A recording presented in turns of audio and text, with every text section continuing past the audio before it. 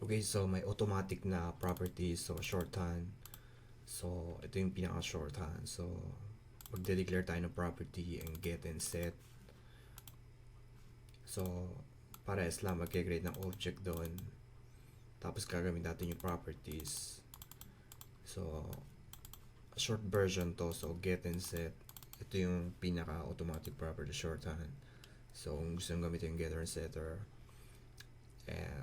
ito yun. So, pinaka-shorthand. So, yeah. Pag nakita yung ganito, ibig sabihin niya, no? Ganyan. So, may ganitong source. So, tandaan nyo yung syntax. So, yun. Doon na tayo sa next tutorial natin. So, inheritance na tayo.